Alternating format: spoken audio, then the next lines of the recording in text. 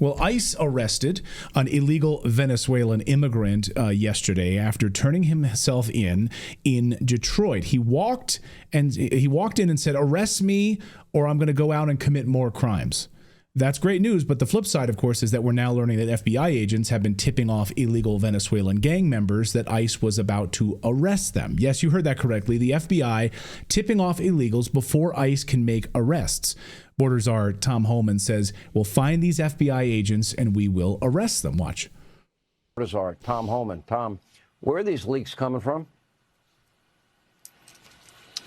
Well, look, we think it's coming from inside, and we know the first leak of Aurora is under current investigation. We think we identified that person under investigation right now. The California leak, Secretary Noem, she's correct. Some of the information we're receiving tends to lead toward the FBI. But I talked to the Deputy Attorney General all this weekend.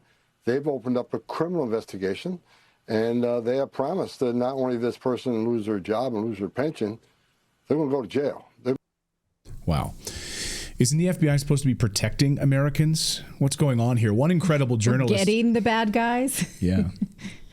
We have a guest today. One incredible journalist who's been on this story from the very beginning is Savannah Hernandez. Her recent reporting shows Democrat lawmakers in sanctuary cities are going around President Trump, basically trying to hide illegals in the United States. She's been on the ground and doing some incredible work on this, and Savannah joins us now. Savannah, great to see you. First, I just want to get your response to this news about these leakers inside the government trying to prevent ICE from doing its job. And you were in Aurora, Colorado. You were one of the, I think, first people to break that story wide open about Tren de Aragua and the Venezuelan gangs here. And of course, liberals came out in the streets to try to block you and try to hide that story. It sounds like they're all part of one big cabal.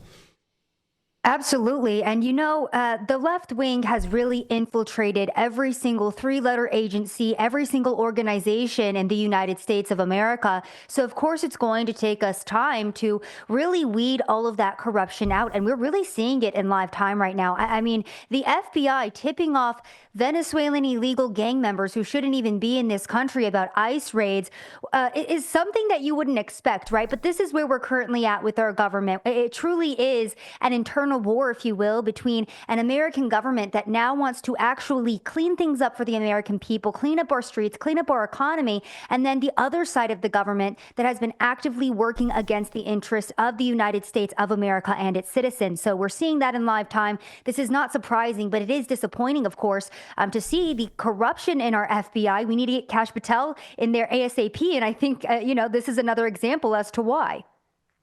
Now, last year, we had Department of Homeland Security publishing a list of statistics of different categories of criminals that they knew about, such as rapists and car thieves and home burglars and things like that. So we sort of assumed that ICE is working off of that list because they already had it. They knew where these people were. They were just sitting on it because of the Biden administration. But now can we sort of see that list as a liability? Because I guess anybody inside the FBI can also contact those people in advance.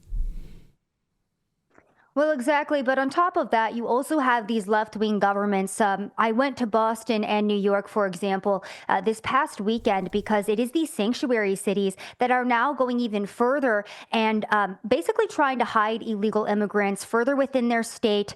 We've seen them continue to shelter migrants in these sanctuary cities in various hotels, luxury hotels, mind you. But the next natural progression of that is moving them into permanent shelter. So, we have both the FBI, who has this long list of criminals, they can tip them off. And then you also have these left-wing governments that on top of that are further dispersing illegal immigrants further throughout their states and further into the United States of America.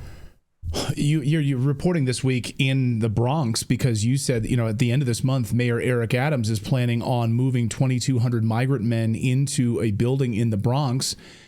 This, of course, as you're reporting, this is despite the Trump administration's cracking down on all of this, and he's still requesting over $1 billion in housing for illegals in New York. So it seems like they're trying to really create these barriers in these sanctuary cities. And just yesterday, Savannah, in Denver, U.S. Senators John Hickenlooper, Michael Bennet, joined 19 other lawmakers. They introduced a bill on Monday in Colorado to limit immigration arrests at schools, churches, and hospitals, all in an effort to try to really prevent ICE and the federal government from doing its job.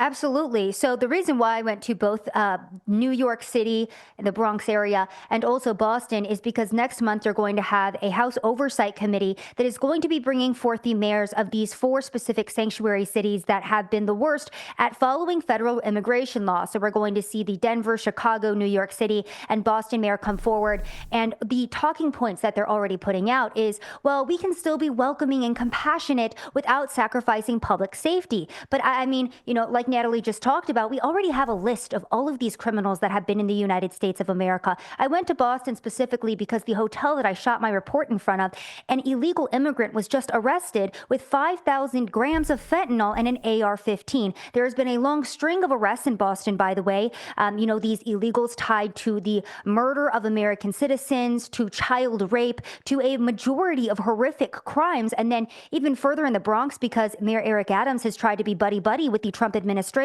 But no, on the ground, he's doing the exact opposite. We're seeing these headlines like, oh, yeah, these mayors, they've learned their lesson. They're going to be working with ICE. No, they're still requesting funding to house these migrants. And again, once they get them into these shelters, they're offering them the Section 8 vouchers so they can further go to permanent housing throughout these states. And it's going to make that harder for ICE to track these people down. Wow. One other thing that really strikes me is the disconnect between the people who are victimized by illegal criminals and the people who are advocating for illegal criminals. Those people do not overlap. The people who are advocating for illegal criminals to live here don't have to live in those neighborhoods where they are victimized by them. So don't people see that? Can you see that when you're in the field reporting this? Absolutely. And I think the best example of this that we can see today is the corrupt government officials that are protesting on behalf of the USAID being defunded, right? This is kind of the exact same thing. The people who are profiting off of the corruption, of course, they're the ones that are upset about the fact that we're rooting it out and that we're cleaning things up. It's the exact same thing on the illegal immigration front. I mean, you've had corrupt governors that have profited off of this. You have billions of dollars that have been allocated in FEMA funding, in our federal taxpayer dollars, to take care of this issue. But to be quite honest with you, why is it costing this much money? Who is truly profiting off of this illegal immigration crisis? And that's exactly what it is. It is a money laundering scheme for the Democratic Party and for all of these criminals in the United States of America. And that's why they don't want to put a stop to it. Right. The massive sex trafficking operation that we've been covering here on the show for years, all being facilitated by the Department of Homeland Security. So you've got people inside the government who've worked hand and fist to make sure that this was money being funneled out to these NGOs. Can you talk about in some of these sanctuary cities, some of these NGOs that you've been specifically looking at who are helping to facilitate this criminality? Absolutely. So one of my first undercover reports was about MVM Inc., based out of Texas here, and they actually received $150 million from the Biden administration at the time. I put this report out in 2022, and they were shipping migrant children throughout the United States of America. So essentially trafficking little kids. And the worst part about this, and the reason why my whistleblower came forward to speak to me, is because they were handing these children off to unvetted adults. So remember those numbers of 300,000 plus children that were just lost under the Biden administration? Nobody knows where they are. That's why, because NGOs that received federal funding were taking these kids and they were handing them off to adults because the illegal immigration crisis was so out of hand that the government just wanted to give these kids to whoever said they were their family members, right? So this is a horrific thing that happened. And again, this is just one example of many about how these NGOs have been profiting, how they have been utilizing our money, that's the craziest part, to give these illegal immigrants free health care, free housing, free food, free Metro cards for transportation. I mean, it's been this gravy train for the past couple of years. You talk to ICE folks all the time, I bet. What are they telling you out in the field? I mean, are they able to talk on the record with you? What is their sense of things now? Do they feel emboldened? Are they able to do their job? Do they feel like they're in a golden age right now?